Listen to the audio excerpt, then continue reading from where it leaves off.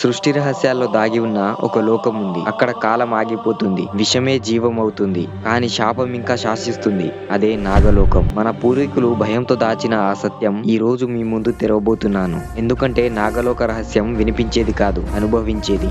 మన కథ కొన్ని వేల కోట్ల కాలం క్రితం మొదలవుతుంది. ఈ భూమి మీద జీవం రానప్పుడు, ఏ ప్రాణం పుట్టనప్పుడు మొట్టమొదటిసారి బ్రహ్మదేవుడి మనస్సు నుండి జన్మించాడు మరిచి మహర్షి. ఆ మరిచి మహర్షి కుమారుడే కశ్యప ప్రజాపతి. ఈ సృష్టిని ముందుకు నడిపించే భారాన్ని బ్రహ్మదేవుడు కశ్యపుడికి అప్పగించాడు. ఇక బ్రహ్మ ఇచ్చిన ఆర్డర్ ప్రకారంగా కశ్యపుడు దక్ష ప్రజాపతి కుమార్తెలలో ముఖ్యమైన 13 మందిని వివాహం చేసుకుంటాడు. ఈ 13 మంది భార్యలు వేరువేరు స్వభావాలు కలిగి ఉండేవారు. అంటే ఒకరు ధర్మాన్ని పాటిస్తే ఇంకొకరు పాటించరు, ఒకరికి కోపం ఉంటే ఇంకొకరికి ఉండదు. ఇలా ఈ 13 మంది 13 రకాలుగా ఉండేవారు. ఈ 13 మంది కశ్యపుడి భార్యలలో ముఖ్యమైన వారు అతిథి, ఇంకా దితి, వినత, కద్రువ. వీరికి పుట్టిన పిల్లల వల్లనే సృష్టిలో దేవతలు, రాక్షసులు అనే వైరం మొదలైంది. ఒకరోజు కశ్యపుడు తన భార్యల సేవలను మెచ్చి మీకు ఏ వరం కావాలో కోరుకోండి అని అడగగా అందులో అదితి ధర్మానికి ప్రతిరూపం. అదితి చాలా పవిత్రమైంది, ఇంకా ధర్మనిష్ట కలిగి ఉండేది. ఆమె ఎప్పుడు తన భర్తను ఇంకా దైవాన్ని పూజిస్తూ ఉండేది. ఆమె కోరిక తపస్సు వల్ల ఆమెకు అత్యంత శక్తివంతమైన పుత్రులు జన్మించారు.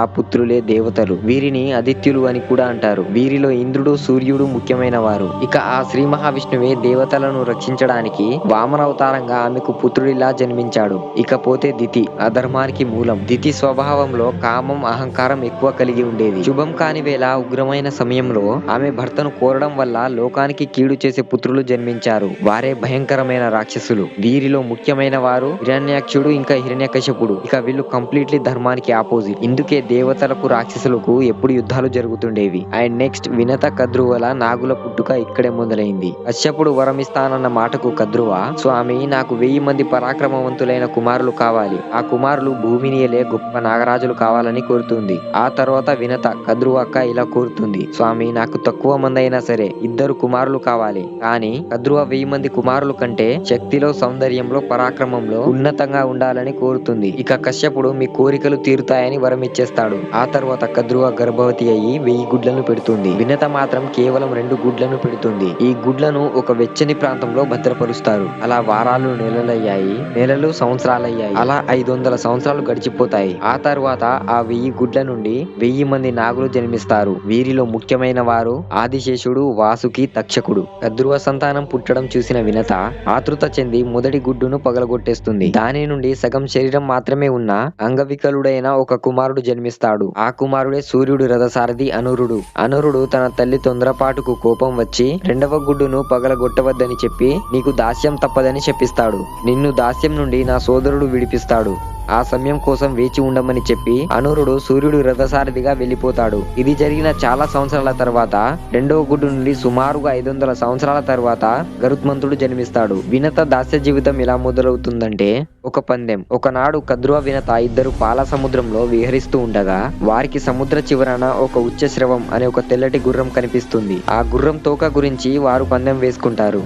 వినత ఆ తోక గుర్రం తెల్లగా ఉందని, కద్రువ కాదు అది నల్లగా ఉందని. పందెంలో ఓడిన వారు గెలిచిన వారికి దాస్యం చేయాలని అనుకుంటారు. నిజానికి ఆ గుర్రం తోక తెల్లగానే ఉంటుంది, కానీ కద్రువ మోసం చేస్తుంది. వెంటనే సూక్ష్మ రూపంలో వెళ్లి గుర్రం తోకకు చుట్టుకొని అది నల్లగా కనిపించేలాగా చేయమని ఆజ్ఞాపిస్తుంది. కద్రువ ఆజ్ఞను కొన్ని నాగులు ధిక్కరిస్తాయి. వారిని కద్రువ భయంకరంగా జనమేజయుని సర్పయాగంలో అగ్నికి ఆహుతి అవుతారని చెప్పిస్తుంది. భయపడిన మిగతా నాగులు తల్లి చెప్పినట్లే తోకను నల్లగా మారుస్తారు. మోసం కారణంగా పందెంలో ఓడిపోయిన వినత తన కుమారుడైన గరుత్మంతుడితో సహా కద్రువ ఇంకా నాగుల దాస్యం చేయవలసి వచ్చింది. తల్లికి దాస్యం నుండి తప్పించడానికి గరుత్మంతుడు నాగులను వారి దాస్యం నుండి విముక్తి పొందడానికి ఏం కావాలని అడగగా దానికి నాగులు తమకు దేవతలు అమితంగా ఇష్టపడే అమృతాన్ని తీసుకుని వస్తే వినతను దాస్యం నుండి విముక్తం చేస్తామని అంటారు. గరుత్మంతుడు అపారమైన శక్తితో దేవలోకానికి వెళ్లి అనేక అడ్డంకులను అధిగమించి అమృతాన్ని తీసుకొచ్చి నాగుల ముందు ఉంచుతాడు. నాగులు అమృతాన్ని స్వీకరించే ముందు స్నానం చేసి రమ్మని గరుత్మంతుడు చెప్తాడు.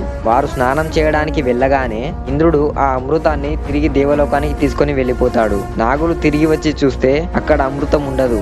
ఇక చేసేదేం లేక అమృతం ఉన్న స్థలంలో ఆ అమృతం చుక్కలు కింద పడి ఉండొచ్చని కింద ఉన్న గడ్డిని నాగులు నాకుతారు. అమృతం చుక్కలు వారికి దక్కలేదు కానీ ఆ గడ్డికి ఉన్న పదునైన అంచుల కారణంగా వారి నాలుకలు రెండుగా చీలిపోతాయి. ఇలా వినత దాస్యం తప్పిన తర్వాత కద్రువ ఇచ్చిన శాపం జనమేజయుని సర్పయాగంలో నాగులు నాశనం కావడం. కద్రువ చేసిన మోసం ఇంకా శాప భయం నాగుల మధ్య విభేదాలకు దారి తీసింది. నాగులలో పెద్దవాడు ధర్మమూర్తి అయిన అనంతుడు తన తల్లి కద్రువ దుర్బుద్ధిని తన తమ్ముళ్ల చెడు నడవడికను చూసి బాధపడ్డాడు. తల్లి తమ్ముళ్ల వ్యవహారాలు నచ్చక అనంతుడు సముద్ర తీరంలో తపస్సు చేస్తాడు. అనంతుడి తపస్సును మెచ్చి బ్రహ్మదేవుడు ప్రత్యక్షమై శాపాన్ని తప్పించడానికి మార్గం చెప్తాడు. దుష్ట నాగుల నుండి లోకాన్ని రక్షించడానికి సమస్త భూమి భారాన్ని తన పడగలపై మోయమని వరమిచ్చి అతనికి ఆదిశేషువు అనే పేరు పెడతాడు. అనంతుడు నాగుల జాతిలో ధర్మాన్ని పాటించి ఉన్నత స్థానాన్ని పొందాడు. అర్జునుడి మనవడు అభిమన్యుడి కుమారుడైన పరీక్షిత్ మహారాజు తక్షకుడి కారణంగా మరణిస్తాడు. దీనికి ప్రతీకారంగా పరీక్షిత్ మహారాజు కొడుకు జనమేజయుడు సర్పజాతి మొత్తాన్ని నాశనం చేయడానికి సర్పయాగం చేస్తాడు. అంటే సర్పాలన్నిటినీ బలి చేయడానికి నిర్ణయించుకుంటాడు. సర్పయాగం ప్రారంభం కాగానే కద్రువ శాపం పలికిన నాగులందరూ అగ్నిగుండంలో పడి భస్మమైపోవడం మొదలు పెడతారు. నాగులందరూ నశించిపోతున్న సమయంలో జరత్కారు అనే ఋషికి ఇంకా మానస వాసుకి సోదరి అనే సర్పకన్యకు పుట్టిన కుమారుడైన ఆస్తికుడు ఆ యాగశాలకు వస్తాడు. తల్లి వైపు నుంచి తాను సర్పజాతికి చెందినవాడు కాబట్టి సర్పజాతిని రక్షించడానికి జనమేజయుడిని వేడుకుంటాడు. ఆస్తికుని జ్ఞానం ఇంకా వాక్పటిమకు మెచ్చిన జనమేజయుడు సర్పయాగాన్ని ఆపేస్తాడు. ఈ విధంగా కొద్ది మంది నాగులు మాత్రమే జనమేజయుని సర్పయాగం నుండి తప్పించుకున్నారు. ఇది జరిగిన సమయంలోనే గరుత్మంతుడు అమృతాన్ని తీసుకొచ్చి తన తల్లి వినతను దాస్యం నుండి విడిపించిన తర్వాత దేవతలు అమృతాన్ని తిరిగి తీసుకెళ్లిన తర్వాత ఈ సమయంలోనే గరుత్మంతుడు దేవేంద్రుడితో ఇంకా శ్రీ మహావిష్ణువుతో మాట్లాడతాడు. గరుత్మంతుడి బలం